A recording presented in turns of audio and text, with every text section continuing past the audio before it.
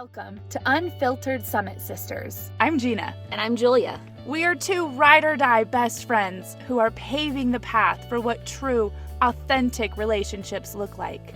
We're facing hardships head-on, having real, uncensored conversations, supporting each other's growth, and shining a light on true, raw healing. We are navigating the world the best we know how. Having a hell of a time doing it. Laughing every step of the way. Through the rain and sunshine. This is Canyon Culture. Welcome back to Unfiltered Summit Sisters. We are up at Silver Lake Flats today, different from Silver Lake, I've learned. Which is annoying. Yes. Just get it a different name. For real. And it's beautiful today. It's warm. Which is good because it was freezing this week. So weird. We had the weirdest windstorm cold front come through. That's not typical for Utah to have it like that. Okay. Not in the middle of June. We were in winter gear. Yes. We were outside, but we were in winter gear. Did it get down to the 30s or was it the 40s? All I know is I was freezing. In June. It was so weird. Yeah, we didn't even go up the canyon one day because we're it's too cold. Yeah, well, the wind knocked power out at my house. That's right. Yeah. Super crazy. But anyway, today, beautiful day, warm day. Yay. Beautiful lake behind us, mountains, so many things. I got an email this week that was talking about reflections on friendships in different seasons of your life. Mm-hmm. That really got me thinking to who and what I've chosen and allowed in my life and how different that's looked in different seasons for me. So I thought maybe we'd talk a little bit about that today. Okay. So part of this email, the first line really got me. It said, over the years, I've realized that I've often been a friend to others, but they haven't always been a friend to me. Initially, this realization was painful, leading to feelings of rejection and disappointment. However, I no longer view it as a negative experience or take it personally. Instead, I've learned one of the greatest lessons. You can't force alignment.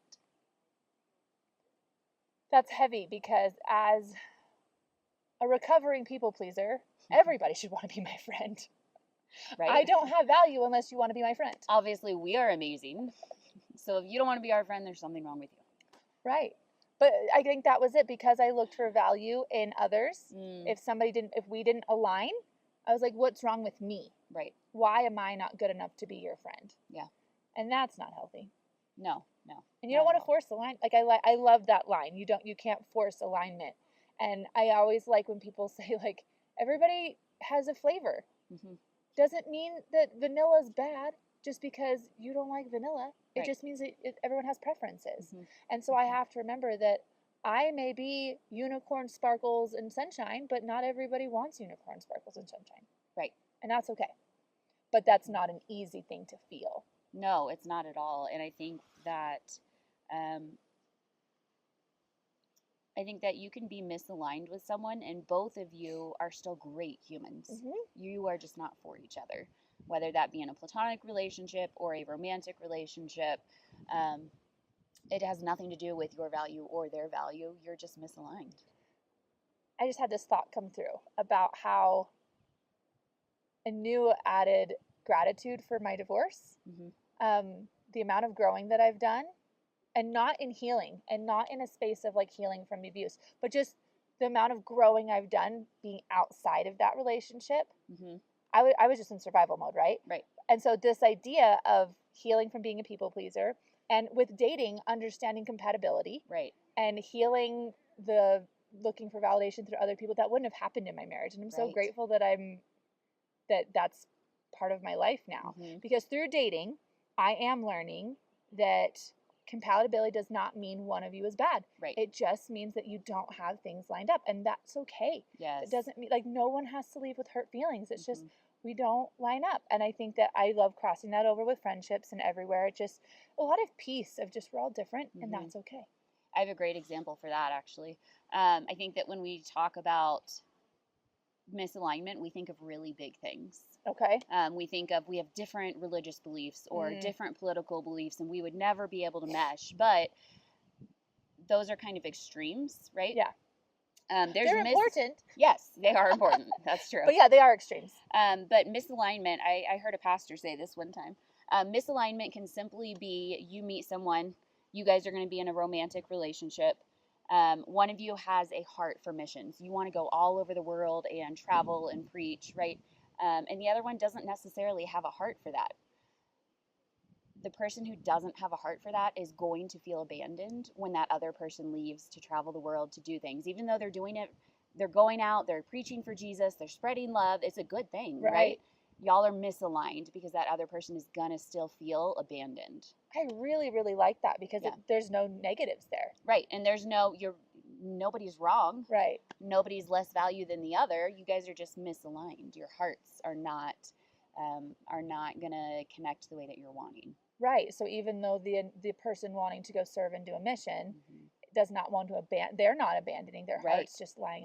It's such an interesting concept. Right. But it did make me think of the other day when we were in the Jeep and we're driving through the canyon, and the music that was playing jumped from like the most like two really, really separate genres of music, and you and I just sang along, and I was just like, we are very well aligned. We are aligned.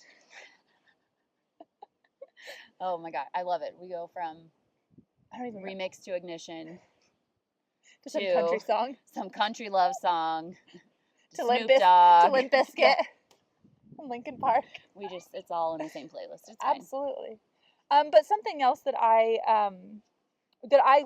did learn this early on, was that certain relationships have a time and a place, and they're only there for a season of time. Oh my gosh, that has been so hard for me. So that hasn't been hard for me. So I really want to hear why that's been hard for you. But for me, I remember I was having a really hard time in my marriage, and there was some infidelity issues that were intense, and you really should have kept it in your pants. I'm so sorry.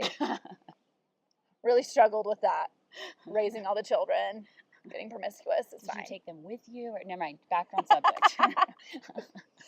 But the controlling part of my ex was like, you can't talk to anybody about this. And I was like, I need to talk to somebody about this. And he's like, you can tell this one person. And she showed up for me, and she was amazing, and she was fabulous. And I'm like, oh, we are friends forever. Look at this. We are in the depths of it, and she is here for me. And we just drifted, like, as life went on, like, she moved, her and her husband had to move, and like, if I were to see her, there would be nothing but love and warm embrace from both of us. But I just learned that I needed her. She still holds a special place in my heart, but I needed her for just that season. And I have recognized that with different friends, where I was like, I couldn't have gone through this without you in this season. And even talking to Shirley, she was like, I've known Shirley the whole time I've lived where I live, which is 13 years. We just started getting close over the last few years, and I'm like, I didn't need you then. I needed you now.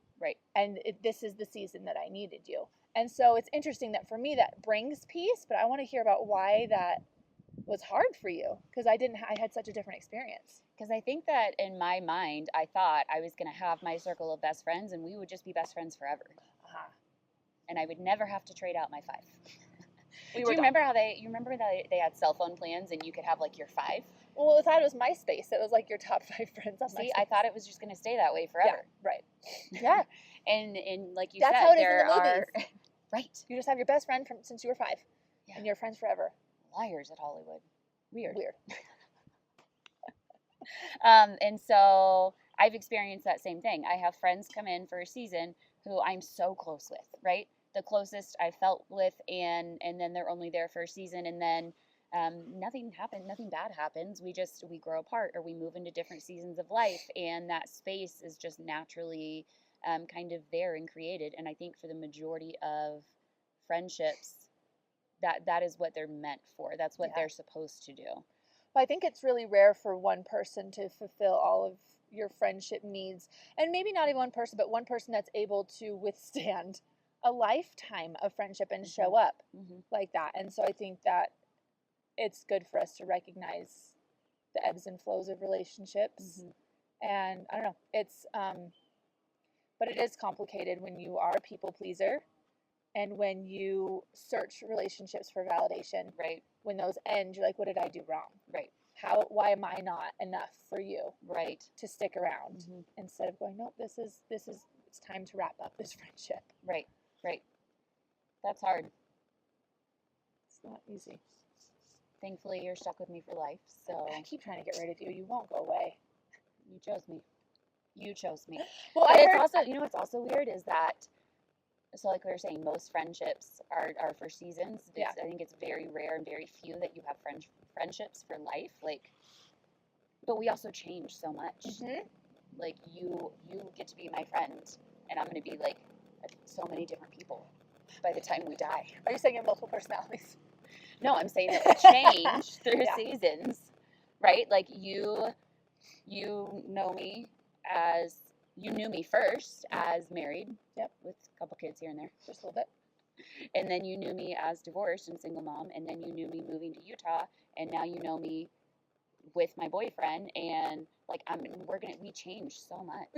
We should, but I think that there's enough about yours in my relationship that I feel like we're open to those changes. Yeah. There's a love that's different than with the other women. There's a commitment, there's a connection, there's so much about our relationship and what we've gone through and held each other through. Yes. That it's like and it's that whole idea about knowing each other's heart. Mm-hmm. And it's like, no, this heart is one that I need and want in my life forever. So it doesn't really matter what version of this heart, it's the same heart. Yeah. And I think that that's where, and I don't know, I just think that's unique. I don't know if everybody gets this. They don't. And I think that, well, we also been through a whole lot, so I feel like we get something. It's true. I know. We should get something. I'm not true. apologizing for this friendship. Kind of have like a secret dream for our relationship. I'm not going to. In a platonic way. I was going to say, I was like, we already asked to be lesbians. He said no. I know. No, in a platonic way. Okay. When we are 85. Okay. If we have to lose our memory, which I'm really hoping we don't. Okay. But if we have to lose our memory, I hope we get to know each other all over again from the very beginning, because how fun would that be? Okay, but like, what if you're like, you're a bitch? Maybe. I don't know what you're going to be like when you're 85. I know. What if I'm ornery? We probably both are at that point. We probably bond over our bitchiness. Right? If our husbands are dead, like, what if we're hoes? I hear that happens a lot in those homes. I'm just saying. Anyway, my secret dream is like, if we have to, that's what she said. If we have to lose our memory, my secret hope is that we get to know each other all over again from the very beginning, and we're best friends again. So we get to live like 18 different lifetimes together. Yes. Okay. Yeah. We'll write that down in our wish box. Perfect. Bury it. Manifest it. I don't know if we'll remember where it is, though, because we lost our memory. It's a good point. Anyway, sorry. That's such a funny. There's all the memes that we have of like me and my best friend at the nursing home. Right. One of them's running around naked. The other one's like, "Officer, I told her not to go outside." Whatever. Guess which one is which. It would be either of us, actually. It really depends on the day. It does. It really depends on the mood. It does. That's okay. That's the thing, is like there's a lot of things where right now I'd be like, that is so you, and you're like, that is so me. Right. In 10 years, it could be reversed. It's true. Or next week. Yeah. Yeah. So what do you do to cultivate and attract the relationships and friendships that you want? What I've been noticing over the last few years is the more that I heal and grow and become comfortable with my authentic self. So not only am I having to figure out who I am, but becoming confident in the idea of the flavor that I am is not for everybody, and the people who like my flavor are going to pick me, and they're going to make me a priority in their life. Right. And what's funny is we've got this neighborhood group of people who I feel like we've accomplished that, but I didn't get that message in my brain. I have to work on it. So okay, I'll explain it a little bit more. But I feel like I'm working on me and getting to know me and getting confident in who I am authentically. Right. And a side effect is I'm having these people who pick me, which is amazing. But then I also am like, I have these moments because most of them are married and all these things, and I go home alone and like, no one's picking me, and it's not reality. Right. And so I can sit back and go, no, they picked me. They asked me to come for dinner. Right? Like I'm able to sit there and watch how me as my authentic self, the people who like my flavor are picking me, and they're showing up for me, and they're checking in on me, and they're doing all the things. So I feel like I'm doing it a little bit backwards. Okay. And I'm leaning on what's been created, going, right. and seeing how by me being my authentic self is attracting that. Yes. Does that make sense? Yes, absolutely. I feel like I did A, C, B. Right. Which is fine, because we all ended up. Because you're dyslexic, so. Why else would I do it in the right order? It's fine. We still have. I'm consistent, okay? That's all I have to say. But So that's kind of what I've learned the most. I think that is just being your authentic self and being okay being your authentic self and being Yes. okay with people may not like how loud I am. And that's okay. That doesn't mean I have to be quiet. Right. Just means that they don't have to be around when I'm loud. Mm-hmm. I get to take up space. I don't need to be annoying and enforceful. Yes. But I let those people go by. I let those people dip in and out of my life or come and go as they please, and I'm not worried about it, which is really freeing and new. I'm not worried about it unless it's you. You're not leaving ever, No. so. Which is good, though, because lots of times I'm like, oh my gosh, she hates me. I'm obnoxious. And I'm like, but then she comes on and goes, you picked this. And I'm like, all right, then. I'll just pretend like it's her and not me. Yeah, yeah. So what about you? What have you learned? What kind of things are you doing to bring upon authentic relationships? A little bit of the same. So being my authentic self. I think that a lot of the ways that I have allowed friendships and people in my life has been like, oh, they like me, right? And then I allowed that in, and that let in some relationships that weren't balanced, and that didn't feel very good. It felt like there were a lot of relationships where I loved harder or more than they did, which I don't think was actually true. I think that was my perception of what was happening. I'm sure their perception was they were loving just as hard in their capacity, whatever their capacity was, right? And so that growing and healing for me, one, stems from childhood. Like I was always seeking my parents' approval, and no matter what I did, I could never get it. Okay. So that loving harder than people, going further than them in relationships, subconsciously was a way to try to gain approval, right? That validation. Yes. So, and while I've come a long way, I still catch myself doing things, and I'm like, you don't need to do that. So, for example, a friend texted me last night and said, are you available to meet tomorrow morning? And I started typing out this long text message of why I wasn't. I don't need to do that, though. Right. All I say is, no, I'm not available. That's it. That's all I have to say, because I'm not seeking approval. I don't have to love harder than other people. I don't have to lay everything out on the line. I'm not being rude. I'm not, right? But there's I'm learning how much of myself to give in different relationships. Right. And it looks different for each relationship. It does. What's interesting is what I have learned, which matches that, is this idea that you're valuable just as you are. And so you don't have to prove your value. So you don't have to give an answer to show why you're not, like, why you're valuable, or give an answer like, I'm still valuable. Let me give you the reasons why I can't show up, because I want you to still value me. Yes. Because I will still do that. Like, there's times where you serve me and I'm like, I have to do something, otherwise it's not. Because I guess it's that idea of balance. I feel like it needs to be balanced, but that balance is misconstrued with me making sure that you or whoever sees the value. Well, and a lot of it for me is subconscious. I'm not consciously thinking, I need this person's approval. I need to love harder than. I'm not thinking those things consciously at all. Yeah. But going back and healing little Julia. Yeah. Right? Allows me to show up authentically as I am, allows me to say yes, allows me to say no, allows me to love in whatever capacity I have that day or that week or that season. Yeah. I had a conversation with Shirley the other day, and she was giving me compliments. She's like, I don't remember what she said. She said something just like, you serve others or you give to others. And I didn't feel like I was in the context of what we were talking about. And instead of defending that, I just kind of let it be and be like, that's her perception on me. And me being my authentic self and her inviting me into her life, I don't have, like, I can, it's interesting how she keeps me around for whatever reasons that she does. And they're what I would want people to receive me as a giving and kind and loving person to the community and the people around me. But if I'm not trying to do that, that's where my pure heart comes into play. And so I initially want to be like, well, no, because I didn't do X, Y, and Z. Right. But that's how she perceived me. And so I feel like there's more of an authenticity there that I really love. And I love, there's so much about our relationship that does that naturally, where I don't feel like it's a scoreboard. I don't feel like if you do something nice for me, then I have to do something nice for you. I just think it's this idea of, it really just comes down to just being our authentic selves and letting the people who want us in our lives continue to invite us back. And And it's interesting how within that, everybody's heart gets to be, bless you, sorry, the pureness of everybody's heart. I feel like we're able to serve each other without noticing. So for instance, we have a friend, Melissa, in the neighborhood, and she was like, come over for dinner. She's a single mom and didn't have her daughter. And so she's like, come over for dinner. I was like, okay. And so I go over and I was like, how can I help? She's like, just sit there.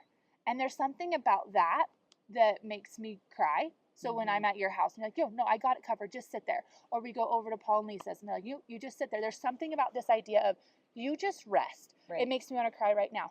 You just rest and we will take care of it, that I feel the most cared for, which seems so silly, but it's food. So it's my love language, right? Right. But it's just like, how would they all know to serve me that way if they are not their authentic selves, just learning, just loving me?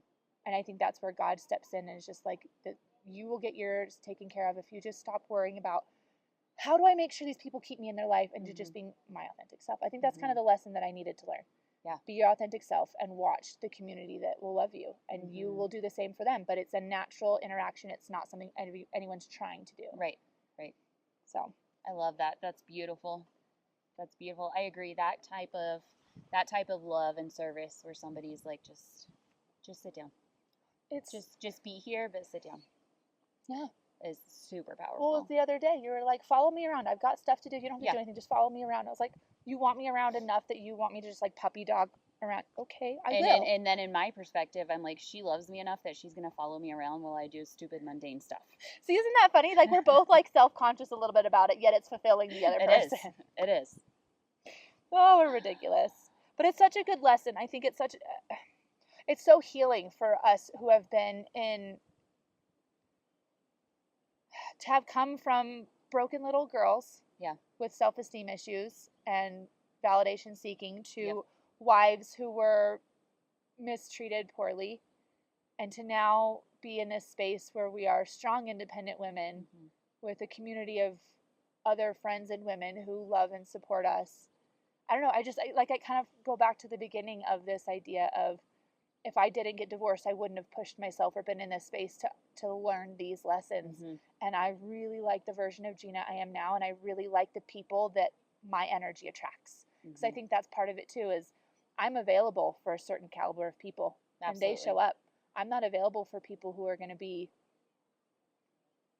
I don't know, just douchebags who sit on their bikes in the middle of the dirt road and don't move for the car. Oh my gosh. Coming up here, you guys, is a dirt road. Lots of rocks, lots of, right? And there are many places where it is little. It's small. Skinny. It's tight. So she said. Yeah, I was waiting for that. And this cyclist decided to sit in the middle of the effing road. He heard us coming behind him, didn't move his bike over. Our loud music didn't. Literally nothing. So sorry. Pompous asshole. Right, but like, I don't get angry like that because I don't have people in my life on a day-to-day basis that treat other people that way. Like, you're a horrible human. Kind of. I bet you don't put your shopping cart away. He definitely does not. But that that's something that I've been thinking about lately. I just kind of thought about how, because we did that episode on boundaries. Yes. And I was like, I feel like I rarely have to set boundaries with people.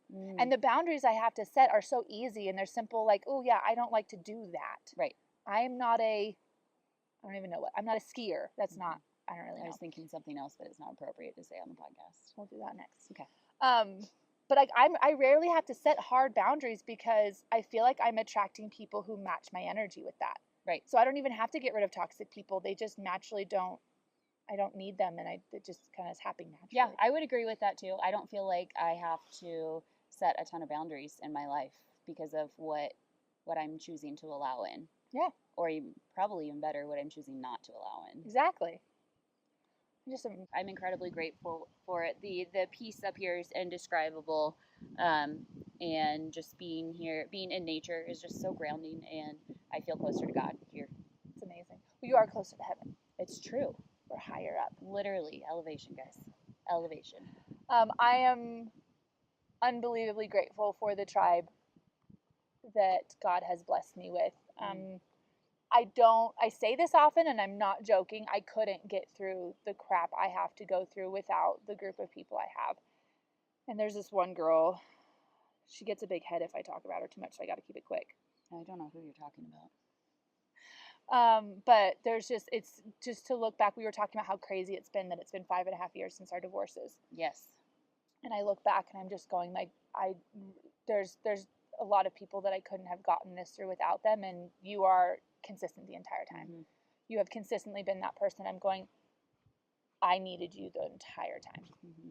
which is why you are stuck with me forever. Because how am I going to get the rest of my life by myself? Well, and I would agree back at that. Like, you have seen me at my ugliest moments, at my most really, because vulnerable you look moments, amazing all the time. Go back a couple years.